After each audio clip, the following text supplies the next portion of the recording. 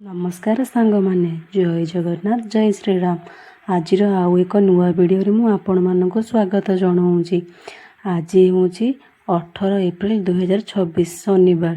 ଆଜିର ରାଶି 12ଗୋଟି ରାଶିଫଳ ମଧ୍ୟରୁ ମୁଁ ବୃଷ ରାଶିର ରାଶିଫଳ ବିଷୟରେ କହିବାକୁ ଯାଉଛି।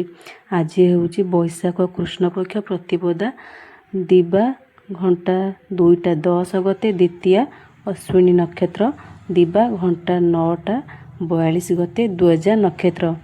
ଆଜିର ତିଥି ରାଶି ନକ୍ଷତ୍ର ମେଷଚନ୍ଦ୍ର, ଆହୋରାତ୍ର, ପର୍ବୋତ୍ସବ, ଦ୍ୱିତୀୟା ଚନ୍ଦ୍ର ଦର୍ଶନ। ଶୁଭବେଳା ଦିବା ଘଣ୍ଟା 9ଟା 47 ଘଣ୍ଟା 1ଟା 10 ପର୍ଯ୍ୟନ୍ତ।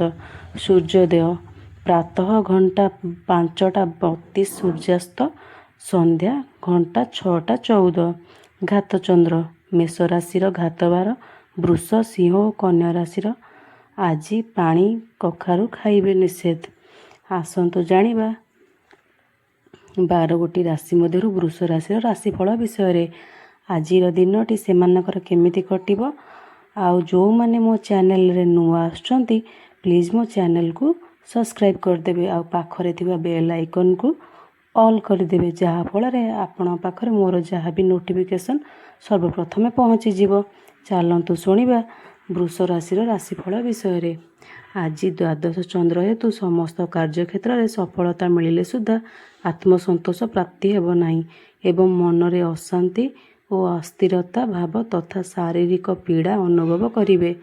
ବାଣିଜ୍ୟ ବ୍ୟବସାୟ କ୍ଷେତ୍ରରେ ମଧ୍ୟମ ଧରଣର ଲାଭପ୍ରାପ୍ତି ହେବ ଏବଂ କାର୍ଯ୍ୟକ୍ଷେତ୍ରରେ ସଫଳତା ମିଳିବା ସହିତ ମାନ ସମ୍ମାନ ବୃଦ୍ଧି ପାଇବ। ଅନାବଶ୍ୟକ ବ୍ୟୟଭାରରେ ବୃଦ୍ଧି ଘଟିବ, କିନ୍ତୁ ଆପଣ ସମସ୍ତ କାର୍ଯ୍ୟରେ ସୁନିଶ୍ଚିତ ପଦକ୍ଷେପ ନେବାରେ ସକ୍ଷମ ହେବେ। ବିଶେଷ କରି ଯେଉଁମାନଙ୍କର କୃତ୍ତିକା ଓ ମୃଗଶିରା ବୃଷ, ସେମାନେ ଶୁଭଫଳ ପ୍ରାପ୍ତ କରିବେ। ବିଦ୍ୟାର୍ଥୀ ଛାତ୍ରଛାତ୍ରୀମାନେ ଶିକ୍ଷା କ୍ଷେତ୍ରରେ ମନୋଯୋଗ ଦେବେ। ମହିଳାମାନେ ଧାର୍ମିକ କାର୍ଯ୍ୟରେ ରୁଚି ରଖିବେ। ଆଜି ଆପଣମାନେ ଶିବଲିଙ୍ଗରେ ଜଳ ଅର୍ପଣ କରନ୍ତୁ, ଦେଖିବେ ଶୁଭଫଳ ଲାଭ ପାଇବେ। ରହିଲି ସାଙ୍ଗମାନେ, ଜୟ ଜଗନ୍ନାଥ, ଜୟ ଶ୍ରୀରାମ। ଆଉ ଯେଉଁମାନେ ବି ଅନ୍ୟ ରାଶି ବିଷୟରେ ଜାଣିବା ପାଇଁ ଚାହୁଁଛନ୍ତି ପ୍ଲିଜ୍ ମୋତେ କମେଣ୍ଟ ମାଧ୍ୟମରେ ଜଣାନ୍ତୁ। ତା ଫଳରେ ମୁଁ ଅନ୍ୟ ରାଶିମାନଙ୍କ ବିଷୟରେ ଆପଣଙ୍କୁ ସୂଚିତ କରିବି। ରହିଲି ସାଙ୍ଗମାନେ, ନମସ୍କାର।